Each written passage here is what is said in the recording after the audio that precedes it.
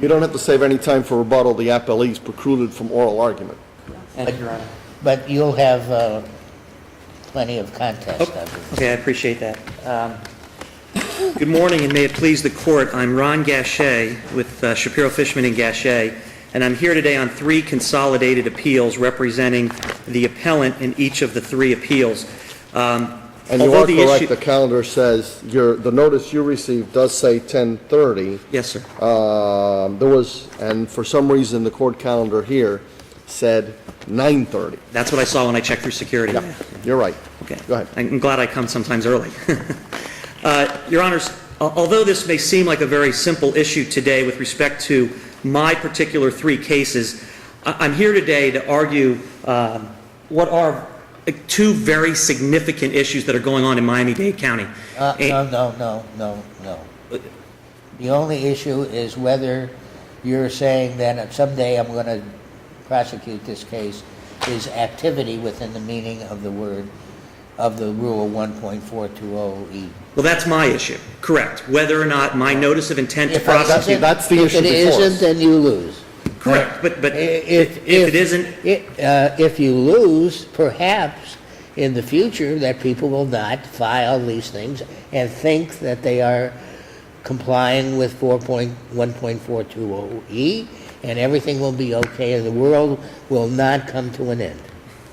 Well, the issue in my case certainly is what did we file and whether it's deemed to be record activity. And that's the only issue. Well, no, we raised in our brief as well, though, the actual FWOP, which I call FWOP, the actual order issued by the court. We argued in our brief that the order issued by the court violates Rule 1.420 in the characteristics and in the requirements that are set forth in that particular order. And I wanted to go through that with the court so the court understood why the Circuit Court in Miami-Dade has rewritten the rule. Does your notice of intended activity comply with either one, either the rule or the order? Well, there is no compliance, Your Honor. What Chemrock says and what this court has said long ago, and I believe does your...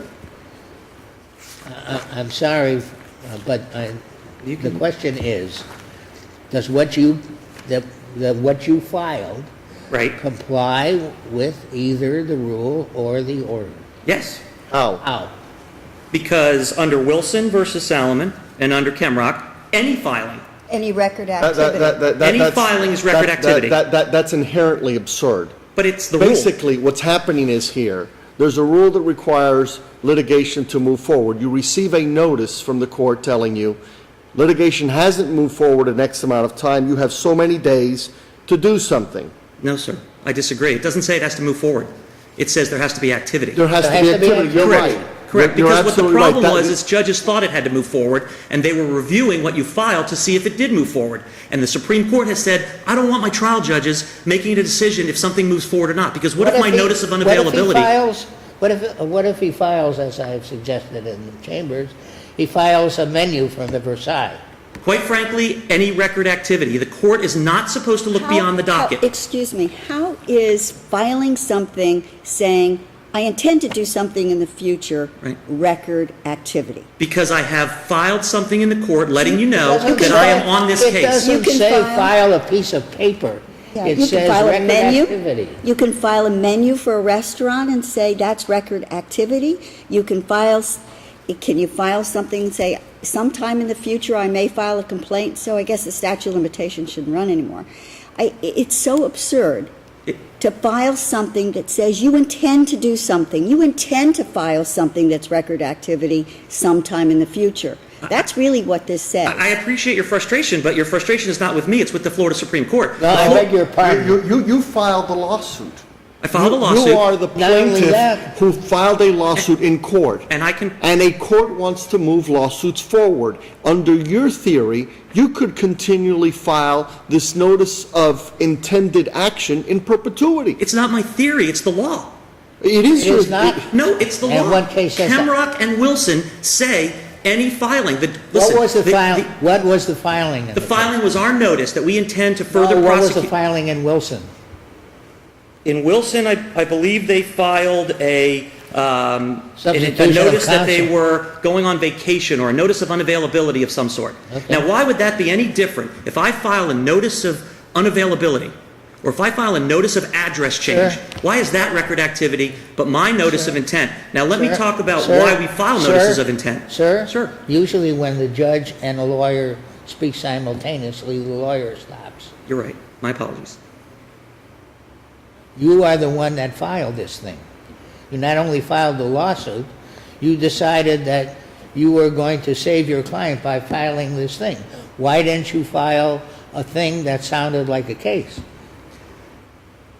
Foreclosure firms who are filing, and this is in the foreclosure arena, but this is a civil If they case. were all doing the same wrong thing, too bad. Every case has its client who has their direction of whether or not they want at that particular moment. And if it is not your case, you're not foreclosing the mortgage, it is the client who has told you to do this. They don't want to go forward.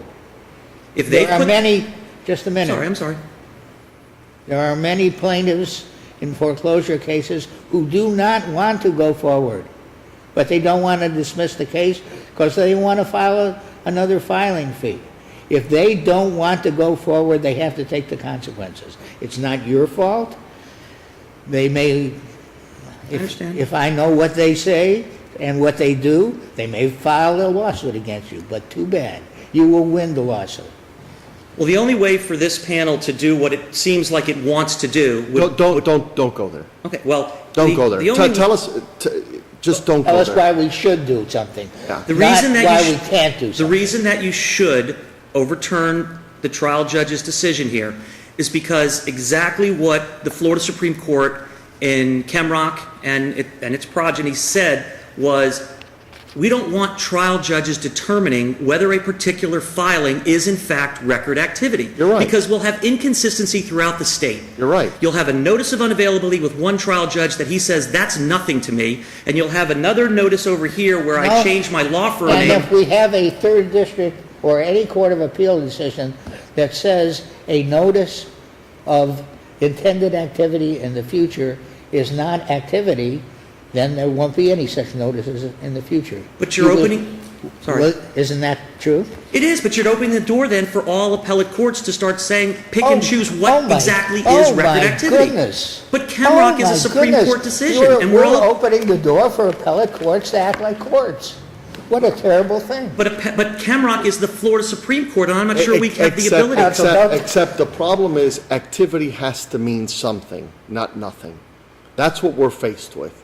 Whether activity means something or it means nothing. When you have a substitution of counsel, when you have something that indicates there's something going on with the lawsuit. Here, there's nothing going on with the lawsuit. But I would proffer that the notice of intent to prosecute has advised the court that we intend to continue to prosecute That this is an action at activity. some point. And the question is that activity? And we get to decide it, you don't.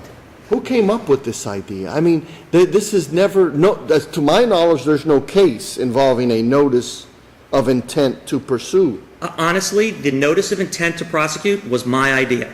So I'm taking full No, responsibility in my law firm. I was wondering In my why law firm. why I'll- you were so emotional about it. But I'll tell you why. Because when I read Kemrock in the summer of 2011, and Kemrock is a Florida Supreme Court case, Well, and it let me said, ask you this. any filing, it said the clerk does not look past the Just a docket. minute. You had to file something, right? Had to file You something. had to file something. I wasn't going to make Why a didn't pleading you? Why didn't you file a notice of trial? because we weren't ready for trial. Why don't you file a discovery notice? This is what seems to me that what lawyers are trying to do is push the envelope to an absurd extreme that then vitiates the rule. Because if you can do what you did, and that satisfies activity, activity means nothing. What was Judge Gersnick's characterization of this? Baloney. Some kind of lunch meat, I believe. I understand your argument. Your argument is the Florida Supreme Court says if you file anything, don't look past The docket. the docket. fact that it's a piece of paper, don't look at the subject of it, Right. that's record activity. I just don't, and I think the panel does not believe that filing something that you filed is what was contemplated, just a minute, by the Florida Supreme in other Court words- when they decided this case. You could have perhaps achieved the result that you're looking for had you appeared before the judge, because you're permitted to do that, and to explain why you wanted additional time and not to dismiss this case.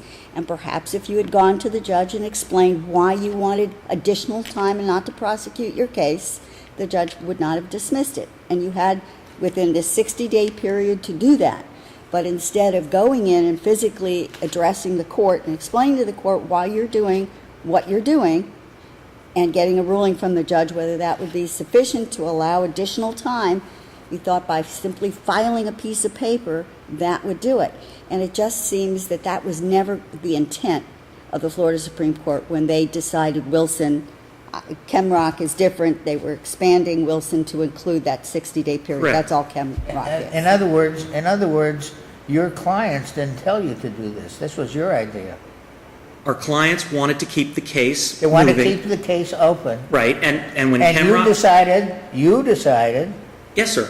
okay. But So I take it back. I believe that the clients do have a good case against you.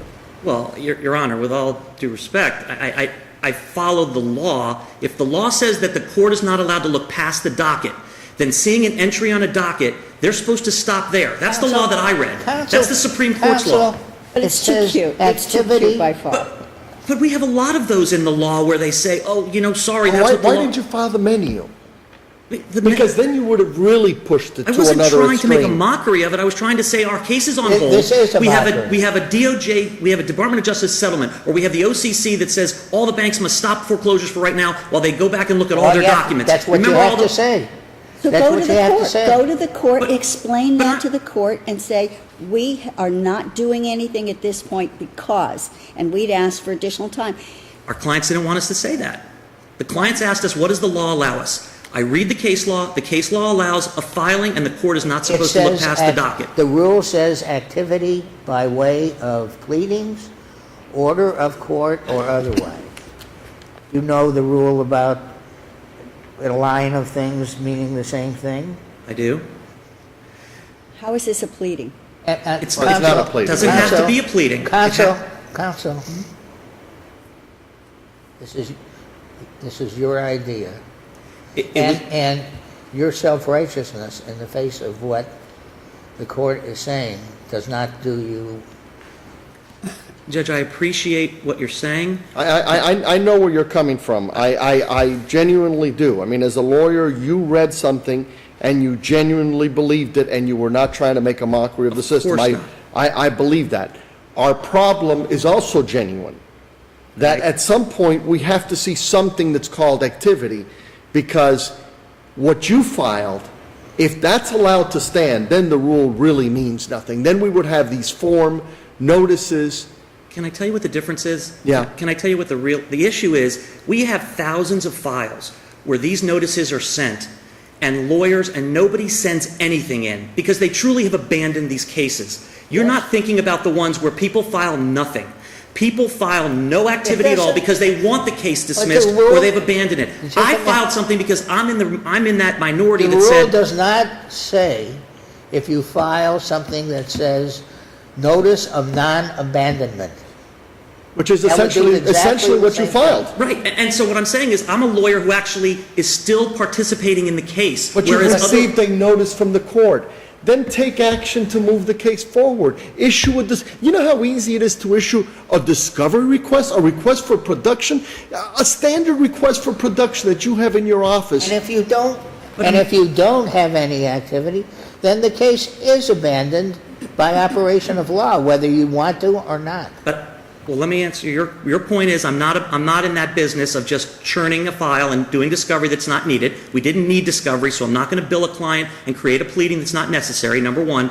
Number two, you just said it again. Do something to move the case forward, and I'm saying that when I read the law, it says it doesn't have to move forward. It just has to have activity. It has to show something on the record that you're still involved in this case. And that's what I came up with, a notice to tell the court we're still involved in this case, but we can't move it any farther. And after this, you won't file the same thing, will you? Maybe. Well, if this Right, if this court decides that that in and of itself is not activity, but then you're in that slippery slope of We now deciding understand. what things are activity and what things are not, and you're going to have case by case by case. Or maybe it will be clear that what you filed is certainly not activity as And you won't- cognizable under the rule. I mean, you'd have to be a masochist to try again, to do the same thing. Well, no, I agree. If the law comes down that we're not supposed to file these, I certainly would not keep doing it.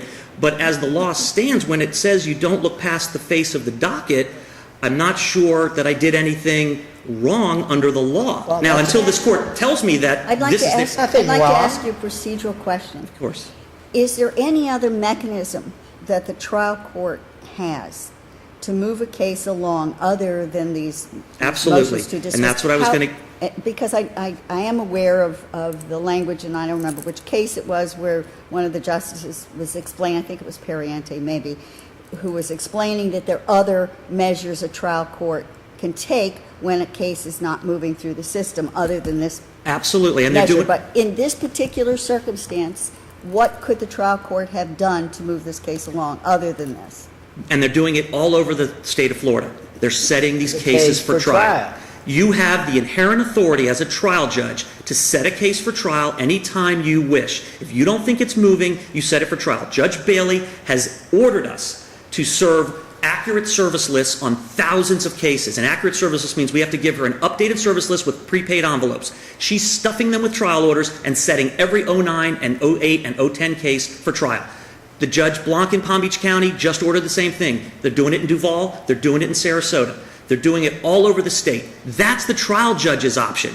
Our option is to just file a piece of paper under Kemrock, and until the Florida Supreme Court changes that law, I felt like I was doing what was allowed under the law. The trial judge has the right to set me for trial.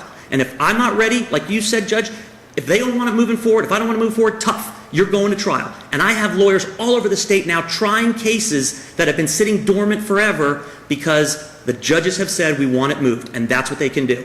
But this 60-day rule, this Rule 1.420 is written, it's written in stone right now, and it doesn't give the trial judge and quite candidly... Respectfully, if you're right, the rule doesn't mean anything. If you're right. No, it covers the situation I described where nobody files anything.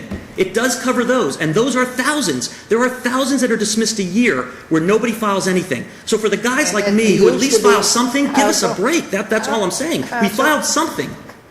And as Judge Dresnick said, what you filed was baloney. But he doesn't have that right. Under the Supreme Court, he doesn't have a right to say it's baloney. Okay. And if he Well, you does, bring- you're going to have to tell him he has that If you right. can go ahead and bring your argument to a close, because we've let you go past. So the other issue I just wanted to address was the order itself. If you look at 1.420 and you read it the way it's written, and only the Supreme Court can change the way that rule is written, that rule says that there's 60 days, I have to get a warning, kind of like a warning shot over my bow, right? That you have 60 days left to do something. Now, in those 60 days, if I file any record activity, according to the way I read it, then you can't have your case dismissed.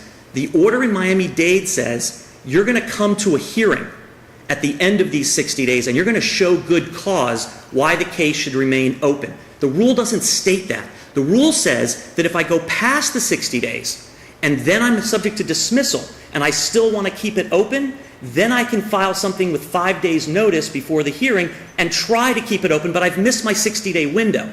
The judges in Miami-Dade, the way the order reads, and you should take a look at this flop order, it says you still have to come to a hearing and show good cause. So under this order, if I file interrogatories, as you say, Judge, and I file them 30 days in, but I don't go to that hearing, my case gets Well, dismissed. that's not That's this not case. true. No, but that's That's this If order. the case That's gets not- dismissed, that's not it will this be case. reversed. That- Because But I have to go through an That's appeal. not this case, so we don't have to decide But that's that. this order. Okay. And we you've raised gone it in the beyond order, your that the time. order is wrong. And in And- conclusion, you ask us to? In conclusion, Your Honors, I would just ask you at this point that although we may not be in love with the way the Florida Supreme Court is interpreting 1.420, Counsel? we believe that we are in the right, that we would ask that you would overturn the judge's decision to look behind the record, to look behind the docket, and you would determine that there's been record activity, albeit not something that you would determine to be record activity, but there has in fact under the Supreme Court decision been record activity, and I'd ask you to reverse. Thank you. Okay, thank you, In Judge. recess. All rise.